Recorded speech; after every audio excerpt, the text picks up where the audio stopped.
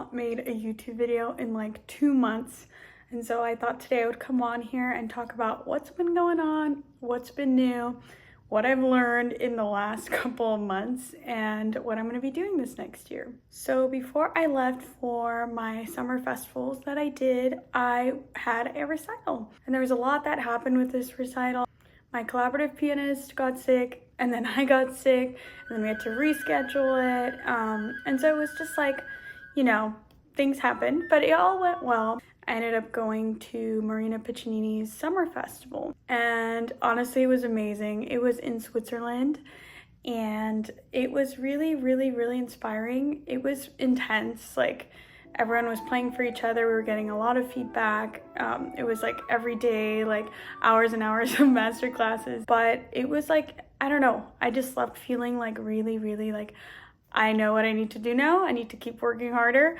I need to start working harder. And also for me, being in that environment and just hearing like all these really, really, really amazing flute players, like that to me also was really inspiring. However, and I was like, I want to keep it real on here. And it was hard. It was hard because, you know, like when you feel like you're what is that?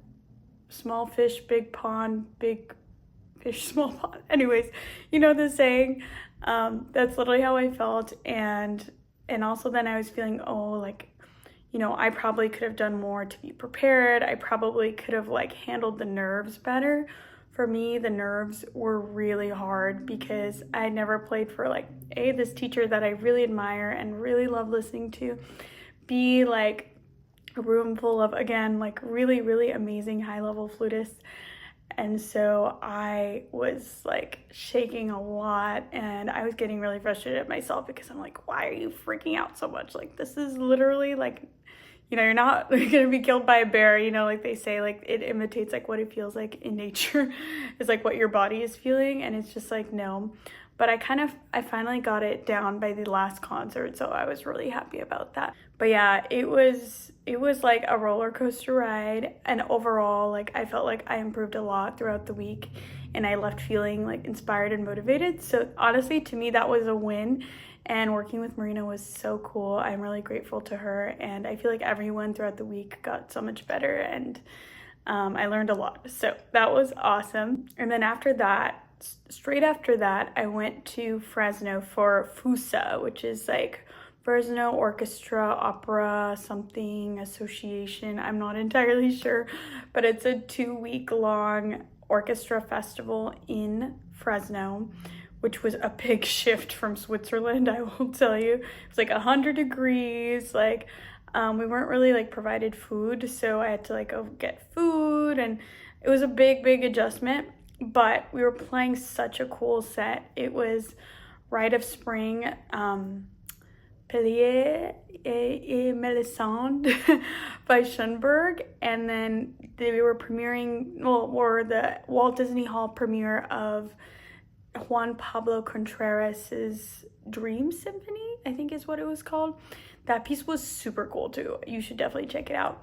And the really cool part about that was like learning Rite of Spring is something like I've always wanted to play Rite of Spring, and it was super fun. And just again, meeting so many cool flutists and just like people from around the world and around the country who flew out to play together.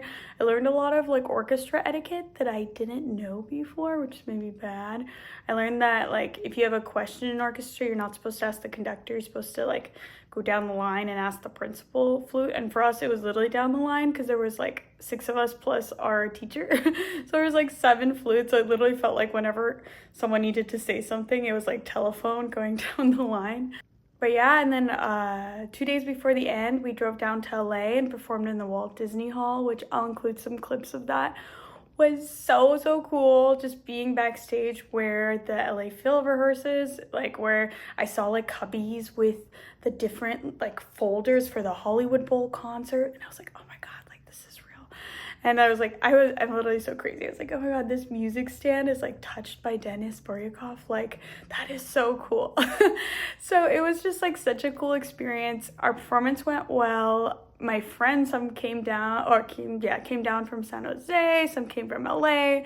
So it was just such a fun experience, and like definitely I'll remember that forever. yeah, and then we had another performance in Fresno when we got back, and then I drove home, which was like 2.5 hours. And I felt like very inspired again, very like motivated. And so now I've been back a week and some really cool projects coming. I think I'm gonna be helping out with the youth symphony that I used to be in here with their flutes, which is very exciting. I also have my next trip planned already. I am going to New York, you guys, and I'm gonna visit Flute Center, so definitely stay tuned. I'm also gonna go to Atlanta in Georgia to the National Flute Convention, so also comment if you're gonna be there because I want to meet everybody. I've been wanting to go to NFA for 2 years now, and every year it's just like, oh, there's just too much traveling, like I just can't. And this year I was like, you know what, I don't care, like I'm gonna make it happen because summer is a good time. There's not as much teaching, not as many students because everyone's traveling, so I was like, you know what, I'm going to NFA this year. So I'm really excited. I think next year I'm gonna try to apply for a competition or a master class so I can like participate or at least do the flute choir. I actually have been working a lot on my sound, which is like the main feedback I was getting is that the sound didn't have enough core to it. So I've been trying to change my embouchure, which has been a whole thing in itself, but I'm already hearing the potential. So I'm gonna keep riding with that. And yeah, thank you for watching my YouTube shorts. I've been posting a lot of them on here. I'm gonna try to do more YouTube videos this week. So definitely stay tuned, make sure you're subscribed, and thank you for all the support over on TikTok as well. It's been so cool meeting people and they're like, oh my God, I watch you on TikTok. And then like they'll look and they're literally following me on TikTok and I'm like, what the heck? That's so cool. So okay, another idea I have, and this is the thing, I get so many ideas and then the follow through is not always the best, but I was thinking of starting like a flute or musician podcast for like younger people, like not Gen Z, like Gen Z millennials, whatever, because I feel like I don't really see that out there. Like I see a lot of like really amazing podcasts, but everyone doing them is like a little bit older, so I thought it would be kind of fun to have like I know I'm technically Gen Z, but I feel more millennial. So like Gen Z millennial podcasts, like interviewing musicians, flutists, violinists, like singers, whatever, like about their careers and how they got into that and how they're making their dreams happen in like the modern world. So I thought that would be interesting. Comment if you think that would be interesting too. Anyways, thanks for watching and stay tuned.